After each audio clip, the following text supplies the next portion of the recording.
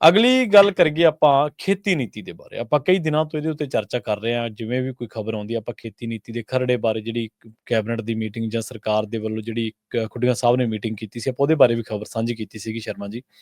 SKM ਨੇ ਇਹਨੂੰ ਪੰਜਾਬ ਵਿਰੋਧੀ ਕਰਾਰ ਦਿੱਤਾ ਜੀ, ਕੇਂਦਰ ਦੀ ਭੇਜੀ ਜਿਹੜੀ ਖੇਤੀ ਨੀਤੀ। ਪ੍ਰਵੀਨ ਜੀ, ਜਿਸ ਦਿਨ ਇਹ ਖਰੜੇ ਦੀ ਚਰਚਾ ਸਾਹਮਣੇ ਆਈ ਸੀ, ਹਾਂਜੀ, ਕਿ ਕੇਂਦਰ ਨੇ ਇਹ ਖਰੜਾ ਨਵੀਂ ਖੇਤੀ ਪਾਲਿਸੀ, ਨਵੀਂ ਮੰਡੀ ਕਰਨ ਦੀ ਪਾਲਿਸੀ ਦੇ ਹਵਾਲੇ ਨਾਲ ਪੰਜਾਬ ਸਰਕਾਰ ਨੂੰ ਭੇਜਿਆ।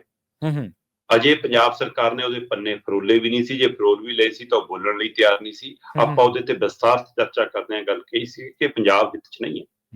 ਮੈਂ ਕਿਸਾਨੀ ਦੀ ਗੱਲ ਨਹੀਂ ਕਰ ਰਿਹਾ, ਮੈਂ ਸਮੁੱਚੀ ਪੰਜਾਬ ਹਿੱਤ ਦੀ ਗੱਲ ਕਰ ਰਿਹਾ। ਬਿਲਕੁਲ ਜੀ। ਇਹ ਖੇਤੀ ਖਰੜਾ, ਇਹ ਖੇਤੀ ਪਾਲਿਸੀ ਦਾ ਖਰੜਾ ਕੱਲਾ ਕਿਸਾਨ ਵਿਰੋਧੀ ਨਹੀਂ ਹੈ, ਸਮੁੱਚੀ ਪੰਜਾਬ ਵਿਰੋਧੀ ਹੈ। ਔਰ ਜੇਕਰ ਇਹ ਬਾਕੀ ਸੂਬਿਆਂ ਨੂੰ ਵੀ ਇਸੇ ਤਰ੍ਹਾਂ ਗਿਆ, ਸਾਰੇ ਭਾਰਤ ਦੇ ਵੱਖ-ਵੱਖ ਸੂਬਿਆਂ ਨੂੰ, ਤਾਂ ਇਹ ਪੂਰੇ ਮੁਲਕ ਵਿਰੋਧੀ ਹੈ। ਇਹਦੇ ਉੱਤੇ ਨਜ਼ਰਸਾਨੀ ਸਾਂਝੇ ਰੂਪ 'ਚ ਕਰਨੀ ਲੋੜ ਹੈ। ਬਿਲਕੁਲ ਸਹੀ। ਪੰਜਾਬ ਸਰਕਾਰ ਇਹਨੂੰ ਦੱਬ ਕੇ ਬੈਠ ਗਈ। ਉਹ ਇਹਦੇ ਤੇ ਚਰਚਾ ਕਰਨ ਨੂੰ 25 ਨਵੰਬਰ ਦਾ ਖਰੜਾ ਆਇਆ ਹੋਵੇ ਤੇ ਤੁਸੀਂ ਜਾ ਕੇ ਦਸੰਬਰ ਦੀ 13-14 ਤਰੀਕ ਤੋਂ ਬਾਅਦ ਜਦੋਂ ਤੁਹਾਨੂੰ ਸਵਾਲ ਹੋਣ ਲੱਗਣ, ਫਿਰ ਤੁਸੀਂ ਮਾੜੀ ਜੀ ਗੱਲ ਕਰਨ ਲੱਗੋ। ਤੇ ਚਲੋ, ਪੰਜਾਬ ਸਰਕਾਰ ਨੇ ਮੁੱਢ ਦੇ ਵਿੱਚ ਮੰਤਰੀ ਸਾਹਿਬ ਨੇ, ਖੁੱਡੀਆਂ ਹੋਰਾਂ ਨੇ ਬਿਆਨ ਦੇ ਕੇ ਜ਼ਰੂਰ ਕਿਹਾ ਕਿ ਅਸੀਂ ਜਿੰਨੀ ਕੁ ਪਰ ਨਜ਼ਰਸਾਨੀ ਕੀਤੀ ਹੈ ਉਹ ਸਾਨੂੰ ਪੰਜਾਬ ਹਿੱਤ 'ਚ ਨਹੀਂ ਲੱਗਦਾ, ਇਹ ਮਨਜ਼ੂਰ ਕਰਨ ਯੋਗ ਨਹੀਂ ਆ, ਅਸੀਂ ਇਹਦੇ ਬਾਰੇ ਰਾਏ ਕਰਾਂਗੇ। ਔਰ ਉਹਨਾਂ ਨੇ ਕਿਸਾਨ ਜਥੇਬੰਦੀਆਂ ਨੂੰ, ਐਸਕੇਐਮ ਨੂੰ ਸਮੁੱਚੇ ਨੂੰ ਸੱਦਾ ਦਿੱਤਾ। ਕੱਲ ਅਫਸਰਸ਼ਾਹੀ ਬੈਠੀ ਸੀ, ਐਸਕੇਐਮ ਦੇ ਸਾਰੇ ਨੁਮਾਇੰਦੇ ਬੈਠੇ ਸੀ। ਉਹਦੇ ਵਿੱਚ ਮਤਲਬ ਕਿ ਸਮੁੱਚੇ ਤੌਰ ਤੇ ਅਗਰਾਹਾਂ ਹੋਰੀ ਵੀ, ਡਾਕਟਰ ਦਰਸ਼ਨਪਾਲ ਵੀ, ਕਾਦੀਆਂ ਹੋਰੀ ਵੀ, ਤੇ ਫਿਰ ਰਾਜਿਆਲ ਹੋਰੀ ਵੀ, ਸਾਰੇ ਲੀਡਰ ਮਤਲਬ ਜਥੇਬੰਦੀਆਂ ਦੇ, ਉਹ ਸਾਰੇ ਮੌਜੂਦ ਸੀ। ਉਹਨਾਂ ਸਾਰਿਆਂ ਦੀ ਹਾਜ਼ਰੀ ਦੇ ਵਿੱਚ ਇਹਦੇ ਪਰ ਮੰਥਨ ਹੋਇਆ, ਚਰਚਾ ਹੋਇਆ।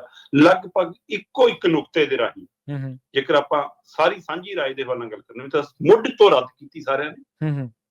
ਉਹਨਾਂ ਨੇ ਕਿਹਾ ਕਿ ਮੰਡੀਕਰਨ ਦਾ ਭੋਗ ਹੈ, ਇਹ ਮੰਡੀਕਰਨ ਦੀਆਂ ਜੜ੍ਹਾਂ ਪੁੱਟਣ ਦੀ ਤਿਆਰੀ ਹੈ, ਤੇ ਇਹ ਪੰਜਾਬ ਦੇ ਲਈ ਹਿਤਕਾਰੀ ਨਹੀਂ ਹੈ। ਕਿਸਾਨੀ ਤੋਂ ਲੈ ਕੇ ਸਮੁੱਚੇ ਪੰਜਾਬ ਦੇ ਲਈ ਹਿਤਕਾਰੀ ਨਹੀਂ ਹੈ। ਇਸ ਨੂੰ ਖਾਰਜ ਕੀਤਾ ਜਾਵੇ। ਜਥੇਬੰਦੀਆਂ ਨੇ ਪੰਜਾਬ ਸਰਕਾਰ ਮੂਹਰੇ ਤਜਵੀਜ਼ ਰੱਖੀ ਹੈ ਕਿ ਤੁਸੀਂ ਇਸ ਨੂੰ ਆਪਣੀ ਕੈਬਨਿਟ ਚੋਂ ਰੱਦ ਕਰਦਿਆਂ ਹੋਇਆਂ ਸਰਬ ਪਾਰਟੀ ਮੀਟਿੰਗ ਬੁਲਾਓ ਤੇ ਉਸ ਤੋਂ ਬਾਅਦ ਵਿਧਾਨ ਸਭਾ ਦਾ ਵਿਸ਼ੇਸ਼ ਸੈਸ਼ਨ ਬੁਲਾ ਕੇ ਉੱਥੇ ਇਹਨੂੰ ਖਾਰਜ ਕਰਕੇ, ਰੱਦ ਕਰਕੇ ਕੇਂਦਰ ਨੂੰ ਲਿਖ ਕੇ ਭੇਜੋ। ਠੀਕ ਹੈ। ਹੁਣ ਇਸ ਦੇ ਉੱਤੇ ਪੰਜਾਬ ਸਰਕਾਰ ਨੇ ਕੱਲ ਹਾਮੀ ਭਰੀ ਹੈ। ਖਾਸ ਕਰ ਮਸਲਾ ਤਾਂ ਇਹ ਹੈ ਕਿ ਜੇ ਸੱਚਮੁੱਚ ਪੰਜਾਬ ਦੀ ਹੋਂਦ ਵਾਲਾ ਪਹਿਲੂ ਹੈ, ਜੇ ਇੰਨਾ ਗੰਭੀਰ ਪਹਿਲੂ ਹੈ, ਤਾਂ ਕੱਲ ਮੀਟਿੰਗ ਦੀ ਅਗਵਾਈ ਮੁੱਖ ਮੰਤਰੀ ਸਾਹਿਬ ਨੂੰ ਕਰਨੀ ਚਾਹੀਦੀ ਸੀ। ਤੇ ਮੁੱਖ ਮੰਤਰੀ ਸਾਹਿਬ ਦਾ ਤਾਂ ਅਜੇ ਤੱਕ ਇਸ ਦੇ ਉੱਤੇ ਕੋਈ ਟਵੀਟ ਤੱਕ ਨਹੀਂ ਆਇਆ। ਬਿਲਕੁਲ ਸਹੀ ਹੈ, ਬਿਲਕੁਲ। ਬਿਆਨ ਤਾਂ ਦੂਰ ਦੀ ਗੱਲ ਹੈ, ਕੋਈ ਟਿੱਪਣੀ ਵੀ ਨਹੀਂ, ਟਵੀਟ ਵੀ ਨਹੀਂ ਆਇਆ। ਤੇ ਮੁੱਖ ਮੰਤਰੀ ਸਾਹਿਬ ਕੱਲ ਆਪਣੇ ਤੀਰ ਕਮਾਨ ਚਲਾਉਂਦੇ ਫਿਰ ਰਹੇ ਸੀ, ਅੰਮ੍ਰਿਤਸਰ, ਜਲੰਧਰ, ਲੁਧਿਆਣਾ। ਚਲੋ, ਖੁੱਡੀਆਂ ਸਾਹਿਬ ਨੇ ਹਾਮੀ ਭਰੀ ਹੈ ਕਿ ਠੀਕ ਹੈ ਜੀ, ਅਸੀਂ ਇਹਦੇ ਤੇ ਸਰਬ ਪਾਰਟੀ ਮੀਟਿੰਗ ਵੀ ਬੁਲਾਵਾਂਗੇ, ਅਸੀਂ ਇਹਦੇ ਤੇ ਵਿਸ਼ੇਸ਼ ਸੈਸ਼ਨ ਵੀ ਬੁਲਾਵਾਂਗੇ। ਠੀਕ ਹੈ। ਹੁਣ ਮੈਨੂੰ ਨਹੀਂ ਇਹ ਪਤਾ ਕਿ ਇਹ ਖੁੱਡੀਆਂ ਸਾਹਿਬ ਦੇ ਆਪਣੇ ਮਨ ਦਾ ਭਾਵ ਹੈ ਜਾਂ ਉਹਨਾਂ ਨੇ ਜਿਹਨੂੰ ਹਰਾ ਪੈਨ ਫਿਲਹਾਲ ਦਿੱਲੀ ਵਾਲਿਆਂ ਨੇ ਫੜਾਇਆ ਹੋਇਆ ਉਹ ਤੋਂ ਮਨਜ਼ੂਰੀ ਲੈ ਕੇ ਕਹੀ ਹੈ ਗੱਲ, ਜਾਂ ਜਿਨ੍ਹਾਂ ਨੇ ਪੈਨ ਫੜਾਇਆ ਉਹਨਾਂ ਤੋਂ ਵੀ ਮਨਜ਼ੂਰੀ ਲੈ ਕੇ ਕਹੀ ਹੈ ਗੱਲ। ਕਿਉਂਕਿ ਖੁੱਡੀਆਂ ਸਾਹਿਬ ਦੇ ਅਧਿਕਾਰ 'ਚ ਨਹੀਂ ਹੈਗਾ ਇਹ ਸਾਰਾ ਕੁਛ ਕਿ ਹਾਂ ਉਹ ਸਰਬ ਪਾਰਟੀ ਮੀਟਿੰਗ ਬੁਲਾ ਲੈਣ ਤੇ ਵਿਸ਼ੇਸ਼ ਇਜਲਾਸ ਬੁਲਾ ਲੈਣ। ਇਹ ਤਾਂ ਜੋ ਉੱਪਰੋਂ ਤਾਰਾਂ ਹਿੱਲਣਗੀਆਂ, ਉੱਪਰੋਂ ਹਰੀ ਝੰਡੀ ਹੋਊਗੀ, ਇਹ ਤਾਂ ਹੈ। ਕੀ ਉਹਨਾਂ ਤੋਂ ਮਨਜ਼ੂਰੀ ਲੈ ਕੇ ਉਹਨਾਂ ਨੇ ਗੱਲ ਕਹੀ ਹੈ ਜਾਂ ਅਜੇ ਫੈਸਲਾ ਆਉਣ ਵਾਲੇ ਸਮੇਂ 'ਚ ਲੈਣਗੇ, ਫਿਰ ਦੇਖਣਾ ਹੋਊਗਾ। ਫਿਲਹਾਲ ਇਹ ਲੱਗ ਰਿਹਾ ਕਿ ਪੰਜਾਬ ਸਰਕਾਰ ਇਸ ਮਸਲੇ ਤੇ ਸੁਹਿਰਦ ਹੈ, ਪਰ ਕੇਂਦਰ ਜਿਵੇਂ ਸੂਬਿਆਂ ਦੀ ਬਾਂਹ ਮਰੋੜਦਾ, ਉਹਨਾਂ ਦੇ ਪੈਸੇ ਰੋਕ ਕੇ, ਉਹਨਾਂ ਦੇ ਫੰਡ ਰੋਕ ਕੇ, ਸਾਡਾ ਤਾਂ ਪੇਂਡੂ ਵਿਕਾਸ ਫੰਡ ਹੀ ਰੋਕਿਆ ਹੋਇਆ ਹੈ ਨਾ, ਤੇ ਉਹ ਤੋਂ ਬਾਅਦ ਸਾਡੇ ਤਾਂ ਬਾਕੀ ਹੈਲਥ ਵਾਲੇ ਪੈਸੇ, ਸਕੂਲ ਵਾਲੇ ਪੈਸੇ ਕਿਵੇਂ ਬੋਰਡ ਬਦਲਾ ਕੇ, ਤਖਤੀਆਂ ਤੋਂ ਨਾਂ ਬਦਲਾ ਕੇ ਤੁਸੀਂ ਥੋੜੇ ਥੋੜੇ ਕਰਕੇ ਦੇ ਰਹੇ ਹੋ। ਇਸ ਲਈ ਉਹ ਬਾਂਹ ਮਰੋੜਨ ਦਾ ਜਿਹੜਾ ਤਰੀਕਾ, ਉਹ ਤੋਂ ਵੀ ਡਰ ਲੱਗਦਾ ਹੋਊਗਾ ਇਹਨਾਂ ਨੂੰ ਕਿ ਸਾਡਾ ਸਾਰਾ ਕੁਝ ਖੜ ਜੂਗਾ ਫਿਰ। ਪਰ ਕੱਲ ਹਮੀਰ ਸਿੰਘ ਹੋਰਾਂ ਨੇ ਇਸ ਤੇ ਇੱਕ ਬੜਾ ਕਮਾਲ ਦਾ ਨੁਕਤਾ ਸੁਝਾਇਆ। ਠੀਕ ਹੈ ਜੀ। ਉਹ ਕਹਿੰਦੇ ਵੀ ਪੰਜਾਬ ਸਰਕਾਰ ਇੱਕ ਹੋਰ ਪਹਿਲ ਕਦਮੀ ਕਰੇ ਕਿ ਇਹ ਲੜਾਈ ਕੱਲੀ ਕਿਸਾਨ ਜਥੇਬੰਦੀਆਂ ਦੀ ਨਹੀਂ ਗੀ। ਤੁਸੀਂ ਕਹੋ ਕਿ ਦੇਸ਼ ਦੇ ਵਿੱਚ ਪੰਜਾਬ ਨੇ ਤੁਰ ਪੈਣਾ ਜੀ, ਫਿਰ ਬਾਕੀ ਵੀ ਨਾਲ ਆ ਜਾਣਗੇ। ਜਥੇਬੰਦੀਆਂ ਦਾ ਮਸਲਾ ਥੋੜਾ ਤਾਂ ਸੂਬਿਆਂ ਦੀ ਹੋਣ ਦਾ ਮਸਲਾ। ਜੇ ਖੇਤੀ ਪਾਲਿਸੀ, ਖੇਤੀ ਨੀਤੀ ਸੂਬਾ ਹੀ ਮਸਲਾ, ਤਾਂ ਸੂਬਾ ਤੈਅ ਕਰੇ, ਸੂਬਾ ਬਣਾਵੇ ਤੇ ਸੂਬਾ ਲਾਗੂ ਕਰੇ। ਤੁਸੀਂ ਆਪਣੀ ਥੋਪ ਰਹੇ ਹੋ ਕਿ ਲਾਗੂ ਕਰ ਦੋ।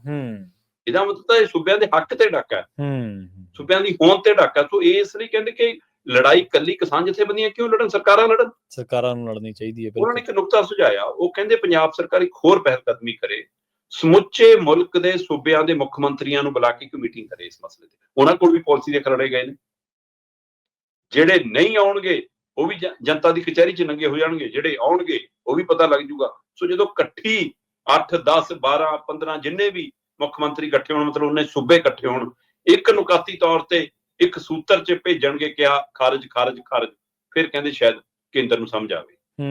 ਸੋ ਕੀ ਇਹ ਪਹਿਲ ਕਦਮੀ ਪੰਜਾਬ ਸਰਕਾਰ ਕਰ ਸਕਦੀ ਹੈ? ਕੀ ਮੁੱਖ ਮੰਤਰੀ ਭਗਵੰਤ ਮਾਨ ਇਸ ਕੰਮ ਲਈ ਆਪਣੀ ਸ਼ਿੱਦਤ ਦਿਖਾ ਸਕਦੇ ਨੇ? ਚਲੋ ਉਹ ਤੋਂ ਪਹਿਲਾਂ ਤਾਂ ਅਜੇ ਨਜ਼ਰ ਇਸੇ ਤੇ ਹੈ ਜੀ, ਉਹ ਆਪਣੀ ਕੈਬਨਿਟ 'ਚ ਇਸ ਨੂੰ ਰੱਦ ਕਰਨ, ਸਰਬ ਪਾਰਟੀ ਮੀਟਿੰਗ ਬੁਲਾ ਕੇ ਉਹ 'ਚ ਖਾਰਜ ਕਰਨ, ਤੇ ਉਸ ਤੋਂ ਬਾਅਦ ਵਿਧਾਨ ਸਭਾ ਦਾ ਸੈਸ਼ਨ ਬਣਾਉਣ। ਫਿਰ ਦੇਖਦੇ ਜੀ ਕਿੱਧਰ ਨੂੰ ਜਾਂਦੇ ਆ। ਵਿਰੋਧੀ ਧਿਰ ਵੀ ਇਹਦੇ ਕਿਤੇ ਨਜ਼ਰ ਨਹੀਂ ਆਈ। ਨਹੀਂ ਬਿਲਕੁਲ ਨਹੀਂ। ਅਜੇ ਤੱਕ ਅਕਾਲੀ ਹੈ ਜਾਂ ਕਾਂਗਰਸੀ ਜਿਨ੍ਹਾਂ ਨੂੰ ਲੱਗਦਾ ਕਿ ਸਾਡੇ ਪੈਰ ਥੱਲੇ ਐਂ ਬਟੇਰ ਆ ਜਾਊਗਾ, ਹੈਨਾ, ਉਹ ਕਿਤੇ ਨਹੀਂ ਨਜ਼ਰ ਆਏ।